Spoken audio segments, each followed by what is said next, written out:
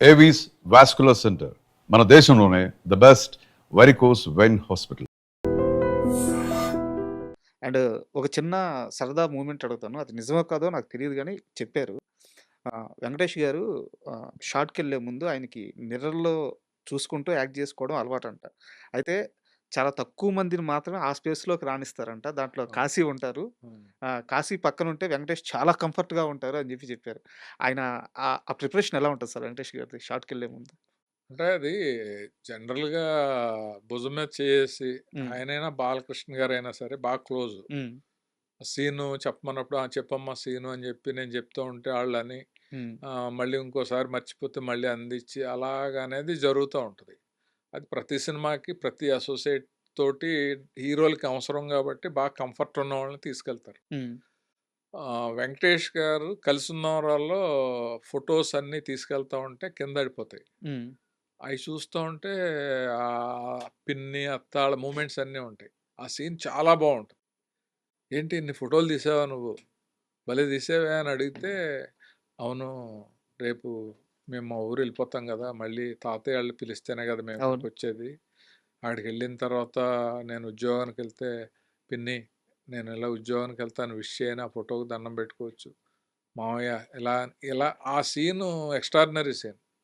అది మేమిద్దరం కలిసి కూర్చొని కోఆర్డినేట్ చేసుకొని నా భుజం మీద చేసి ఆయన ప్రాక్టీస్ చేస్తున్న విధానం హ్మ్. ఎక్సలెంట్. ఆ సినిమాలో కూడా కళ్ళంట నీళ్ళు పెట్టేస్తుంది. చాలా బావుంటది సార్ సీన్ అది. అదే సీను నాకు పర్సనల్గా కూడా ఉపయోగపడింది. ఓకే. నచ్చావలిలో మొత్తం నేను యాక్టర్ అయిన తర్వాత ఫస్ట్ టైము కామెడీ సీన్స్ మామూలు అన్ని సీన్స్ అన్నీ అయిపోతున్నాయి. బట్ వైఫ్ చనిపోయేటప్పుడు కళ్ళమ్మ నీళ్ళు తెప్పించేలాగా ఒక పెద్ద సీన్ ప్లాన్ చేశాడు రవి. హ్మ్. నిన్ను టేకెన్ ఫర్ గ్రాంటెడ్ లాగా చూశాను నేను. తలనొప్పి, తలనొప్పి అంటే నేను పట్టించుకోలేదు. ఒక అమృతాంజనం సీసా కూడా తీసుకురాలేదు. కానీ క్యాన్సర్ వచ్చి నువ్వు చనిపోతున్నావు. ఇప్పుడు నేను ఎలాగా నా కొడుకుని ఎలా అనే గుర్తుంది సార్ సీన్. సిచ్యువేషన్‌లో అవును. ఆ సీన్ చేసేటప్పుడు నాకు ఎలాగ యాక్టర్ కాదు నేను. డైరెక్టర్ మనోడు యాక్టర్ చేసాడు నమ్మకంతోటి. ఇప్పటి వరకు ఫన్నీ సీన్స్ అన్నీ బాగానే వచ్చినాయి. ఈ సీన్ ఎలాగా అనుకుంటే ఓ రోజు ప్లాన్ చేశాడు. ఆ రోజు "వద్దు రవి రేపు పెట్టొచ్చు కదా" అని అంటే, "లేదు లేదు నువ్వు చేసేస్తావు, నువ్వు చేసేస్తావు" అన్నాడు. హ్మ్. నేను పక్కకెళ్ళి సీన్ ప్రాక్టీస్ చేయకుండా దేవుళ్ళందరికి దండం పెట్టుకొని, ఈరోజు ఎలాగైనా క్యాన్సిల్ అయితే బాగుండని చెప్పి అనుకున్నాను. షూటు. నేను అనుకోవటం దేవుడు చేశాడు, ఆవిడ చేశాడు. అది ఒక ట్యూబ్ లైట్ల మీద ప్యాన్ చేసి, ఆ కారిడార్‌లో టేబుల్ అక్కడ బెంచ్ ఉంటే దాని మీద కూర్చొని ఉంటాను. పక్కన తనీష్ ఉంటాడు. ఆ ట్యూబ్ లైట్లు వరుసగా మూడో ఎన్నో పేలిపోయినాయి. హ్మ్. పేలిపోతే ఎక్కడో రామోజీ ఫిల్మ్ సిటీ అమీర్పేట వెళ్ళి రావాలి టైం లేదా. సరే అది ప్యాకప్ రేపు చేసుకుందాం అన్నాడు. అప్పుడు నేను రూమ్కి వెళ్ళిపోయి మీకు గ్యాప్ దొరికింది. గ్యాప్ దొరికింది.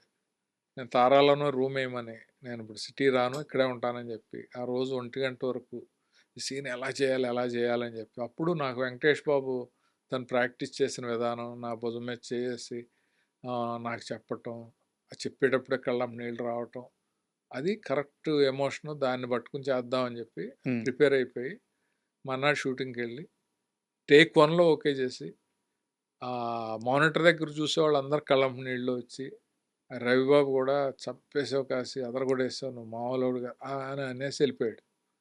సో ఆ రేంజ్‌లో నాకు అది ఉపయోగపడింది. ఆ సినిమా చూసాక కూడా నచ్చావులేలో నవ్విచ్చాడు, ఏడిపిచ్చాడు, అన్ని ఎమోషన్స్ పండించాడు అనే పేరు రావటానికి కూడా కారణం. Correct sir. నాకు ఆ సీన్ అంతా గుర్తుంది. హ్మ్. అంటే ఆహ్, బయట అలాంటి క్యారెక్టర్‌లు చాలా ఉంటాయి సార్ బయట. అవును. భార్యని అంటే వాళ్ళేదో ఇబ్బంది పెట్టాలని గాదు. భార్యని ఒక గ్రాంటెడ్‌గా తీసేసుకోవడమే. అవును. నా మనిషి. నేనేం జెప్పినా జేస్తది. నా కోసం ఏమన్నా జేస్తది. అదే ఎంత మంచి రవిబాబు ఎంత మంచి సీన్ డిజైన్ చేశాడంటే దాంట్లో చాకలోడు బట్టల మూటలు తీసుకొస్తే చాకలి ఆ మూటలన్నీ ఓ దాని మీద పెట్టుకుని ఒకటి వెళ్తా ఉంటుంది. వెళ్తా ఉంటే అది ఆ బ్యాలెన్స్ తప్పి మూట కింద పడిపోద్ది. అర్రె! చూసుకోవా అని చెప్పి నేను మూట తీసుకెళ్ళి ఆ పైన పెడతాను గానీ, ఒక 2 మూటలు నేను మోసుకొని లోపలికి తీసుకెళ్ళటం చేయను. అవును. సో, అంత టేకెన్ ఫర్ గ్రాంటెడ్ అంటారా? అలాగా చూసాను నేను. నీకు ఏ హెల్ప్ చేయలేకపోయాను అని బాధపడే సీక్వెన్స్‌గా అయన్నీ కూడా చాలా బాగా 'కాశీ విశ్వనాథ్‌కి' రవిబాబు మంచి జేశాడా? చెడు జేశాడా? మీ జీవితంలో ఆయన రోల్ ఏంటి? కాశీ విశ్వనాథ్‌కి మంచి చేశాడా? చెడు చేశాడా? అనంటే మంచే చేశాడు. హ్మ్. అంటే ఒక నాలో ఉన్న యాంగిల్ నాకే తెలియని ఒక కోణాన్ని బయటకు తీసుకొచ్చి, నేను ప్రొఫెషనల్‌గా నటుడిని అవ్వాలి అని అవుతానని నమ్మి, నాకు వేషం ఇచ్చి, నన్ను నేను ప్రూవ్ చేసుకునేలాగా. అంటే నటుడవటం అనేది పూర్వజన్మ సుకృతం. బాలకృష్ణ గారు చెప్పాడు. హ్మ్. ఆయన నాకు ఆహ్, ఫస్ట్ షూటింగ్‌లో "నువ్వు డైరెక్షను అది ఇది అని చెప్పి దీన్ని నెగ్లెక్ట్ చేయకు. నీకు అవకాశాలు వచ్చినంత కాలం ఇది చేస్తా ఉండు. నటన అనేది పూర్వజన్మ సుకృతం. చాలామంది ఆల్బమ్‌లు పట్టుకెళ్ళి ట్రై చేస్తారు. ఆళ్ళకి రాదు. నువ్వు అసలు ఏ విధమైన ట్రయల్స్ చేయకుండా నీకు ఇన్ని క్యారెక్టర్‌లు వచ్చినియి. ఇంత పేరొచ్చింది. ఇంత సెలబ్రిటీ హోదా వచ్చింది" అని అన్నప్పుడు అన్నిట్లికి కారణం రవిబాబే. హ్మ్. అతను ఆహ్, ఏ యాంగిల్‌లో అంటే మేమిద్దరం కొలీగ్స్ లాగా నేను 'నువ్వు లేక నేను లేను', అతను 'అల్లరి' అనే సినిమాకి సురేష్‌లో ట్రై చేసేటప్పుడు నన్ను అబ్జర్వ్ చేశాడంట. హ్మ్. ఓకే. నన్ను అడిగిన విధానంలో కూడా ఒకటి నచ్చింది నాకు అతనిలో. క్యారెక్టర్స్‌కి ఆల్టర్‌నేటివ్‌లు రాసుకుంటాం కదా! నీ క్యారెక్టర్‌కి అసలు ఆల్టర్‌నేటివే రాయలేదు. హ్మ్. నువ్వే ఉండాలని అనుకున్నాము అని అన్నప్పుడు, అప్పుడు నేను ఇంట్లో వాళ్ళని కూడా ఒప్పించి ఫస్ట్ మా ఇంట్లో వద్దన్నారు. సార్. మీరు డైరెక్షన్ అని ఎళ్లి ఇటెళ్లి అటు ఇటు కాకుండా అయిపోద్దేమో అని కంగారు పడ్డాను. లేదు తను మనల్ని నమ్ముతున్నాడు కదా! చేద్దాం అని చెప్పి అలా చేసాం. కానీ డిఫరెంట్ మేకర్ కదా సార్ రవిబాబు గారు. 100% డిఫరెంట్ మేకరు. కాంప్రమైజ్ అవ్వడు. తన ఆలోచనలన్నీ కూడా ఆహ్, తను అనుకున్నట్టుగా సక్సెస్ చేసాడు కదా! చాలా అవును. అవును. సినిమాలు. అవును. బట్ అంటే ఏదో వెళ్తుంటది సార్. అంటే ఇప్పుడు క్లాస్ టాపర్ ఉంటాడు. ఆడికి 100కి 95 వచ్చినా సరే క్లాస్ టీచర్స్ ఉంటారు గదా! "అరే! ఇంకొక 2 మార్కులు వచ్చుంటే బాగుండేదిరా నీకు" అట్లుంటది గదా! హ్మ్. రవిబాబు గారి విషయంలో ఆ ఒక అసంతృప్తి అలా ఉండిపోయింది సార్. ఎందుకంటే ఆ 'అల్లరి' సినిమా చూసినప్పుడు దాంట్లో బ్యాక్‌గ్రౌండ్‌లో కలర్స్ ఉంటాయి. హ్మ్. ఫ్రేమ్‌కు తగ్గట్టు ఆ కలరింగ్ గాని, ఇప్పుడు 'నచ్చేవేలే' చూసినప్పుడు ఆ యూనిక్ కామెడీ సెన్స్ అంటే అదేదో అబ్యూజ్ కామెడీ ఉండదు. బాడీ షేమింగ్ కామెడీ ఉండదు. అమాయకత్వం ఆ హీరో అమాయకత్వం, మీ క్యారెక్టర్ పైనున్న యాపిల్‌ని పైన యాపిల్ అంటే కిందున్న యాపిల్‌ని కింద యాపిలే గదా! అనేది. హ్మ్. చిన్న పిల్లలు మాట్లాడుకునే కామెడీ. అట్లా అదో ట్రెండ్ సెట్టింగ్ డైలాగ్ అయిపోయింది. ఎక్కడికెళ్ళినా నన్ను దాని గురించే మాట్లాడతారు పిల్లలెవరైనా. ఆ! పైనాపిల్, కింద యాపిల్ అని. ఆహ్, అలాంటి ఒక మేకర్ నుంచి ఇంకా ఎక్కువ సినిమాలొచ్చుంటే బాగుండేదని ఒక అసంతృప్తి ఉండిపోయింది సార్. అంటే ఏదైనా సరే అంటే బయటోళ్ళు యాంగిల్ వేరు. చేసేవాళ్ళ యాంగిల్ వేరు. సార్. తనకి కెపాసిటీకి తగ్గట్టు తనకి ఉన్న అవైలబిలిటీలో తనకున్న నిర్మాతల్ని దృష్టిలో పెట్టుకుని తన ఐడియాలజీ, తన మెంటాలిటీ ఇయన్నిటిని బేస్ చేసుకునే తన కెరీర్ పెట్టుకుంటాడు. హ్మ్. ఇప్పుడు తను పెద్ద హీరోలతోటి మాస్ సినిమాలు తీయాలంటే అవకాశాలు ఈజీ. వాళ్ళ హ్మ్. ఫాదరు రామారావు గారితోటి ఉన్నాడు. బాలయ్య బాబు నాకు తెలిసి నాకెందుకు కథ రాయవు అని అడుగుతా ఉంటాడు. అబ్బా! రవిబాబు గారు. బోలెడు సార్లు అడిగాడు. ఆ! అన్నీ ఉండి గూడా తనేంటంటే సెట్‌లో తనేమనుకుంటే అలాగా ఒక డిక్టేటర్‌లా ఉంటాడు. హ్మ్. అలా ఉండాలి అంటే మేకర్స్ తోటి గాని, స్టార్స్‌తో గాని కుదరదు. సార్. బట్ ఆ స్టైల్‌లో నేను చేయలేను గాబట్టి అతను వద్దనుకుంటాడు. హ్మ్. ఇప్పుడున్న స్టైల్‌లో అతను చేసుకుంటున్నాడు కాబట్టి చేసుకుంటున్నాడు. ఏదైనా సాటిస్ఫాక్షనే గదా! ఇందాక మీరు మాట్లాడుతూ బాలకృష్ణ గారు నాతో ఇలా చెప్పారండి. ఇలా మీ ఎక్స్‌పీరియన్స్ షేర్ చేసుకున్నారు బాలకృష్ణ గారితో. అండ్ మీకు మంచి ర్యాపో ఉంది. ఆ!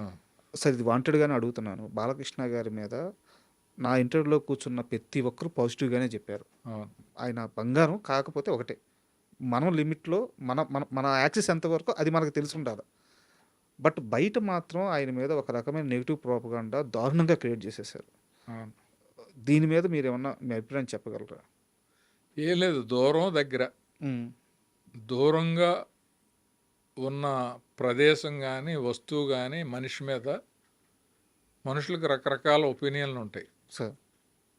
అంటే ఆ రోజు ఆళ్ళు చూసిన విధానమో, ఆ రోజు ఆళ్ళు చూసిన ప్రవర్తనో చూసి దాన్ని క్యారెక్టర్ ఇప్పుడు నేను మిమ్మల్ని కోప్పడుతుండగా ఎవడో చూసాడు. సార్. ఆయనకి కోపం ఎక్కువ అని అనుకుంటారు. హ్మ్.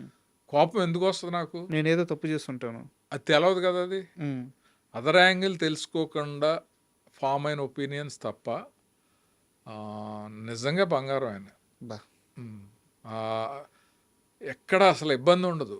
హ్మ్. గుడ్లా కష్టపడతాడు ఆయన. డైరెక్టర్‌లకి ఎలా కావాలంటే అలా చేస్తాడు. హ్మ్. ఒక మాట అంటే ఆ మాట మీద నిలబడకపోతే కోపమొస్తది ఆయనకి. సార్. మరి ఆలోచించుకుని చెప్పాలి కదా! మాలాంటోళ్ళ దగ్గరికొచ్చేటప్పటికి. ఇప్పుడు ఏదో చిన్న హీరోలు చెప్పినట్టు గ్యాస్ కొట్టి, హ్మ్. కాశ్మీర్‌లో ఓ సాంగ్ తీస్తామండి, కన్యాకుమారిలో ఓ సాంగ్ తీస్తామని కబుర్లు చెప్పేసి, హ్మ్. లేదండి రామోజీ ఫిల్మ్ సిటీలో చేస్తున్నాం అంటే కోపం ఎందుకు రాదు ఆయనకి? కరెక్ట్. సో, మనం ఏది జరుగుతుందో చెప్పాలి. మన పొజిషన్ చెప్పాలి. హ్మ్. ఆ దగ్గర నుంచి చూస్తే ఆయన ఎంత గొప్పోడో, ఎంత మంచోడో అనేది మనకి చూసిన వాళ్ళందరికీ అర్థం అవుద్ది. నేను అలా చూశాను కాబట్టి. సార్. దాదాపు 85లో మా పరిచయం. హ్మ్. ఇప్పటికీ అదే రిలేషను. సార్. చూడగానే ఆప్యాయతగా మాట్లాడతాడు. హ్మ్. అలా అని నేను ఓవర్‌గా వెళ్ళడం. హ్మ్.